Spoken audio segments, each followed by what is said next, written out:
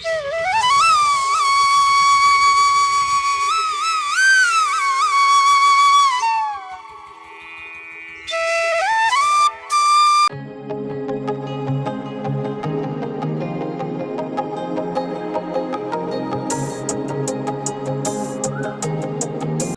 दोस्तों, welcome back to करिश्मा की दुनिया। वंस अगेन स्वागत है आपका एक बार फिर मेरी चैनल पे। तो देखिए, आज सुबह के 6 बजे हैं और मौसम कुछ इस तरीके का है। और सुबह सुबह आज बहुत ज़्यादा बारिश हुई है। देखिए, सुबह नहीं हुई है, रात को हुई थी 2:30 के करीब में। तब मैं उठी भी थी, कुछ कपड़े थे जो भीग भी गए थे। और देखिए, आज है अष्टमी का दिन और हम जा रहे हैं सुबह सुबह जय करने के लिए। और देखिए ये, ठीक है, चलिए आप भी मेरे साथ दर्शन करने के लिए माता रानी के।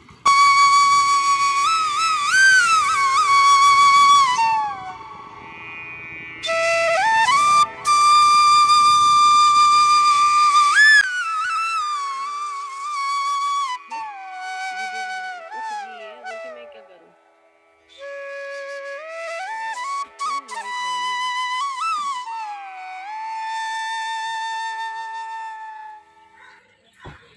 तो गाइज़, वैसे तो आपने इस मंदिर के दर्शन कई बार किए हैं, मेरी हर एक वीडियो में आप इसको देखते हैं क्योंकि हमारा नियर बाय मंदिर है। तो मुझे यहाँ पे जाके बहुत तसल्ली मिलती है क्योंकि आज अष्टमी थी तो मेरा फ़ास्ट है।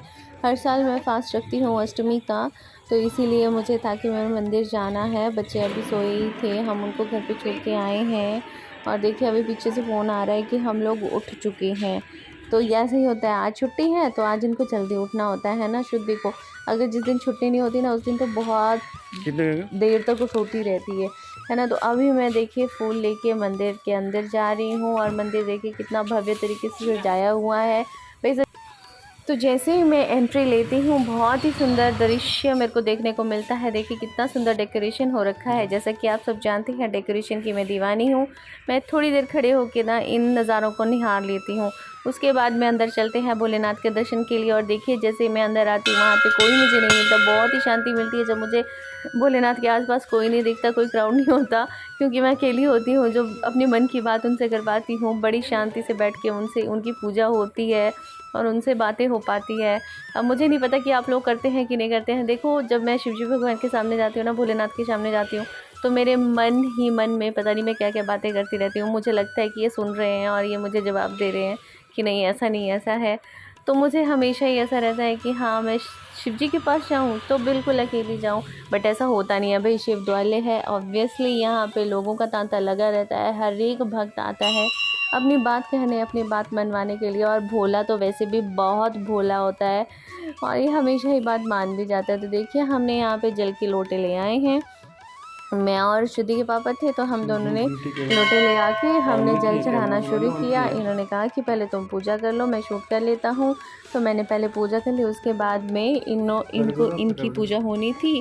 और देखिए, यहाँ पे बहुत ही सुकून मिलता है मुझे जब मैं शिवद्वाले में जाती हूँ।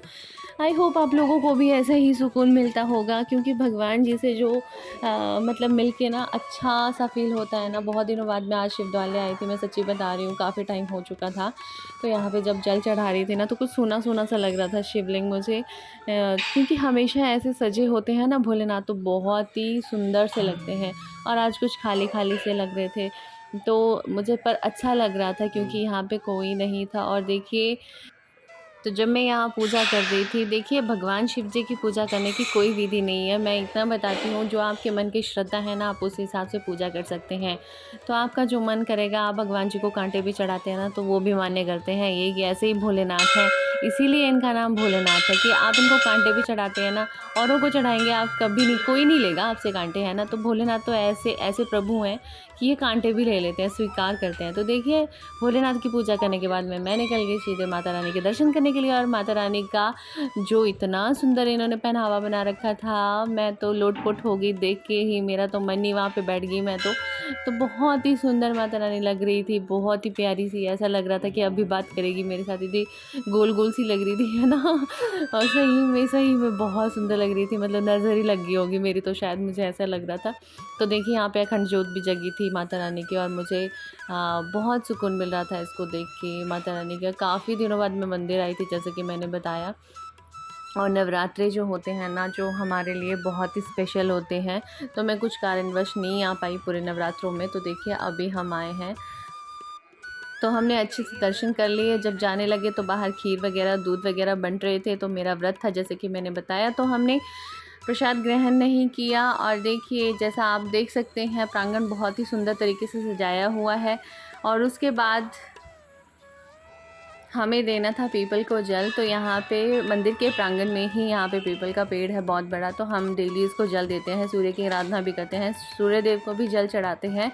तो देखिए उसके बाद हम सूर्य देव को जल चढ़ाने के लिए चल पड़े। और यहाँ पे मैं बता रही हूँ आपको, जब नीचे टाइल्स डली होती है ना, तो उस पानी गिरता है तो बंदों के गिरने का बहुत चांसेस रहते हैं। और श्रुति के पापा यहाँ पे लिटरली गिर गए थे, और उनका इतना स्लो मोशन में गिरे, बट उनके घुटने बच गए।